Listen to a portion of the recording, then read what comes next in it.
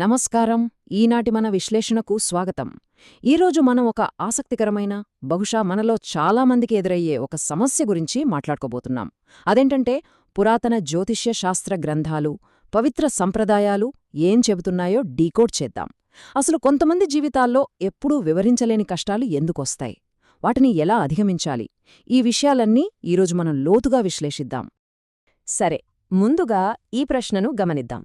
మనం ఎంత కష్టపడినా తీరా చివరి నిమిషంలో అంతా చేజారిపోతుంటుంది కదా. ఈ అనుభవం చాలామందికి ఎదురయ్యే ఉంటుంది. సరిగ్గా ఈ పాయింట్ దగ్గరే జ్యోతిష్య శాస్త్రం ఏం చెబుతుందో మనం అర్థం చేసుకోవాలి. ప్రముఖ జ్యోతిష్య నిపుణులు బ్రహ్మశ్రీ నందిభట్ల శ్రీహరి శర్మగారు చెబుతున్న దాని ప్రకారం చాలా కుటుంబాల్లో ఈ ఫ్రస్ట్రేటింగ్ పరిస్థితి కనిపిస్తూ ఉంటుంది. విజయం దాదాపు ఖాయం అనుకున్న టైంలో ఒక్కసారిగా చేజారిపోతుంది. అప్పటిదాకా క్లాస్లో టాప్లో ఉన్న పిల్లలు సడన్గా యావరేజ్ మార్కులు తెచ్చుకోవడం, లేదా ఎంతో ఉన్నత చదువులు చదివిన వాళ్లు అతి తక్కువ జీతాలకే రాజీపడటం, ఇలాంటివన్నమాట. అసలు ఈ విశ్లేషణలో మనం ఏమేం చూడబోతున్నామంటే, మొదటగా ఈ వివరించలేని కష్టాల గురించి, తర్వాత 5 జ్యోతిష్య శాపాలు, వాటి హెచ్చరిక సంకేతాలు, ప్రామాణికమైన పరిహారాలు, వ్యాస పూర్ణిమ విశిష్టత, చివరగా పౌర్ణమి పూజా విధానం, ఇవన్నీ ఒక్కదాని తర్వాత ఒకటి చూద్దాం. ముందుగా మొదటి అంశం, వివరించలేని కష్టాలు, వైఫల్యాల గురించి మాట్లాడుకుందాం. ఇది గమనించండి. పాఠశాల దశ నుండి మొదలుపెడితే వివాహం, ఆరోగ్యం వరకు ఈ వివరించలేని సమస్యలు ఎలా ఉంటాయో ఇక్కడ స్పష్టంగా చూపిస్తున్నారు. చదువులో టాప్ స్టూడెంట్స్ కాస్త యావరేజ్ అయిపోవడం, సంబంధాలు కుదరక పెళ్లిళ్లాగిపోవడం, డాక్టర్లు కూడా ఏమీ లేదంటున్నా అనారోగ్య సమస్యలు వేధించడం, ఇవన్నీ ఈ కోవలోకే వస్తాయి. ఇప్పుడు రెండవ అంశానికి వద్దాం. అదే 5 జ్యోతిష్య శాపాలు. అసలు ఇవన్నీ కేవలం బ్యాడ్ లక్ మాత్రమే కాకపోతే వీటికసలు కారణం ఏమై ఉంటుంది? ఇక్కడ మనం ముఖ్యంగా గమనించాల్సిన విషయం ఒకటుంది. ఒక కుటుంబం అభివృద్ధి ఎక్కడ వేసిన గొంగళి అక్కడే అన్నట్టుగా ఆగిపోవడానికి ప్రధాన కారణం ఈ పంచశాపాలు లేదా 5 శాపాలు అని మన మూల గ్రంథాలు స్పష్టం చేస్తున్నాయి. అవేంటంటే స్త్రీశాపం, గురుశాపం, దైవశాపం, సర్పశాపం మరియు పితృశాపం. మూడవ అంశం, హెచ్చరిక సంకేతాలను ఎలా గుర్తించాలి. నిజానికి ఒక జ్యోతిష్యుడు దగ్గరికి వెళ్లకముందే మన కుటుంబం మీద ఈ శాపాల ప్రభావం ఉందో లేదో మనంతట మనమే ఎలా పసిగట్టవచ్చో చూద్దాం. ఈ వివరాలు చాలా ఆశ్చర్యంగా ఉంటాయి చూడండి. మన మూలాల ప్రకారం ఈ సంకేతాలను 2 రకాలుగా వర్గీకరించవచ్చు. 1 కుటుంబ విషాదాలు, 2 ఇంట్లో కనిపించే వింత శకునాలు. కుటుంబంలో 60 ఏళ్లలోపు మరణాలు, కారణం తెలియని అవయవాల వైఫల్యాలు లాంటివి విషాదాలైతే, ఇంటి గోడలకు పగుళ్లు రావడం, చేతిలోని అన్నం పదే పదే కింద పడిపోవడం, లేదా రిపేర్ చేసిన వారం రోజులకే కుళాయిలు మళ్లీ లీకవడం లాంటివి రోజువారీ శకునాలుగా చెబుతున్నారు. ఇంకో విషయమేంటంటే, ఈ ప్రభావం కేవలం ఇలాంటి భౌతిక విషయాలకే పరిమితం కాదు. చనిపోయిన మన పెద్దవాళ్లు పదే పదే కలలోకి రావడం, లేదా మన సొంత మరణం గురించే మనకు పీడకలలు రావడం, ఇవి కూడా ఈ శాపాలకు సంబంధించి చాలా బలమైన హెచ్చరికలని గ్రంథాలు వివరిస్తున్నాయి. సరే, 4వ అంశానికి వద్దాం. ప్రామాణిక పరిహారాలు, హెచ్చరికలు. ఇలాంటి సంకేతాలు కనిపించినప్పుడు పరిహారాలు ఉన్నాయి, కానీ జ్యోతిష్యులు ఇక్కడొక చాలా సీరియస్ వార్నింగ్ కూడా ఇస్తున్నారు. అదేంటంటే, ఈ రోజుల్లో ఆన్లైన్లో కనిపించే హడావిడి పూజల వలలో అస్సలు పడొద్దని జ్యోతిష్యులు శ్రీహరి శర్మగారు చాలా గట్టిగా చెప్తున్నారు. ఆయన మాటల్లోనే చెప్పాలంటే, ఆన్లైన్ పూజా ప్రకటనలు చూసి మోసపోకండి. దానివల్ల మీ డబ్బు, సమయం వృధా తప్ప మీకు ఎలాంటి న్యాయం జరగదు అని ఆయన స్పష్టం చేస్తున్నారు.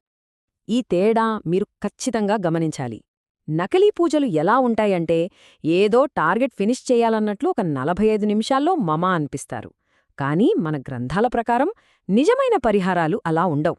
అవి చాలా లోతైన, శాస్త్రీయమైన ప్రక్రియలు. కనీసం 4 గంటల సమయం తీసుకుంటాయి, పైగా సరైన అర్హతలున్న పండితులతో మాత్రమే చేయించాలి.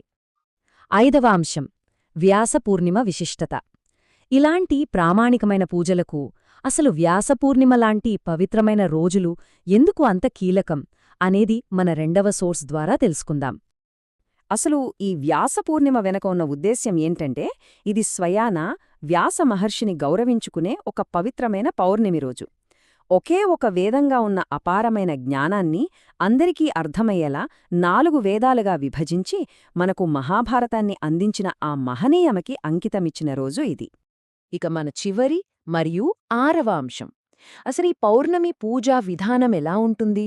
మన కష్టాలను తొలగించి శ్రేయస్సును తీసుకురావడానికి ఉద్దేశించిన ఆ పూజా విధానాన్ని ఇప్పుడు స్టెప్ బై స్టెప్గా చూద్దాం. ఈ పూజా విధానం చాలా ప్రశాంతంగా ఒక పద్ధతిలో సాగుతుంది. ముందుగా సూర్యోదయానికి ముందే ఇల్లంతా శుభ్రం చేసి పసుపు, పూలతో అందంగా అలంకరించాలి. ఆ తరువాత విష్ణుమూర్తి ప్రతిమ ముందు ఒక అరటి ఆకువేసి దానిపై బియ్యం పోయాలి. ఆపైన కలశాన్ని ఏర్పాటు చేసి భక్తిశ్రద్ధలతో కర్పూరహారతి ఇచ్చి స్వామికి చక్కెర పొంగలిని నైవేద్యంగా సమర్పించాలి. అయితే ఈ పూజలో అత్యంత కీలకమైన ఘట్టమేంటంటే కలశస్థాపన. ఇది మొత్తం కార్యక్రమానికే కేంద్ర బిందువు. కలశానికి తెల్లటి దారాలు చుట్టి నిండుగా నీరు పోస్తారు. దానిపైన పచ్చటి మామిడాకులు, కొబ్బరికాయ ఉంచి పూలతో అలంకరిస్తారు. దీని వెనుక చాలా లోతైన అర్థముందని మూలాలు వివరిస్తున్నాయి. ఆసక్తికరమైన విషయమేంటంటే నైవేద్యం పెట్టేయగానే పూజ అయిపోయినట్లు కాదు. లక్ష్మీదేవి కటాక్షం కోసం ఆ అరటి ఆకుపై పోసిన బియ్యాన్ని మనం రోజూ వండుకునే బియ్యంలో కలపాలి. అలాగే ఆ కలశంలోని నీటిని ఇల్లంతా చల్లాలి. ఇలా చేయడం వల్ల ఇంట్లోని అనారోగ్యాలు, ఆర్థిక ఇబ్బందులు, అప్పుల బాధలు తొలగిపోతాయని గ్రంథాలు చెబుతున్నాయి. ఇక్కడ నంబర్ 4 అంటే 4 గురించి ఒక ఆసక్తికరమైన పోలిక ఉంది. వ్యాసమహర్షి ఆ పురాతన జ్ఞానాన్ని 4 వేదాలుగా విభజించి అస్తవ్యస్తంగా ఉన్న ప్రపంచంలో ఒక క్రమాన్ని ఎలాగైతే తీసుకొచ్చారో సరిగ్గా ఈ ఆచారాలు కూడా మన అస్తవ్యస్తమైన జీవితంలో తిరిగి ఒక క్రమాన్ని, ఒక ప్రశాంతతను తీసుకురావడానికి ప్రయత్నిస్తాయి. సో ఫైనల్గా ఈ ప్రశ్నతో మనం ముగిద్దాం. మన కంటికి కనిపించని శక్తులేవైనా మన ఎదుగుదలను అడ్డుకుంటున్నాయా? అస్తవ్యస్తమైన జీవితంలో తిరిగి శాంతిని, సమృద్ధిని నెలకొల్పేందుకు ఈ పురాతన జ్ఞానం నిజంగానే ఒక మార్గదర్శకంగా నిలుస్తోందా? కనిపించని శాపాలకు, వాటిని ఛేదించే ఈ పవిత్రమైన ఆచారాలకు మధ్య ఉన్న ఈ లోతైన సంబంధాన్ని ఆవిష్కరిస్తూ ఈనాటి మన ఈ విశేషాలను మరికొందరు భక్తులకు చేరవేసేలా ఈ వీడియోను షేర్ చేయండి. ఇలాంటి లోతైన ఆధ్యాత్మిక విషయాల కోసం మా ఛానల్ను సబ్స్క్రైబ్ చేసుకోండి.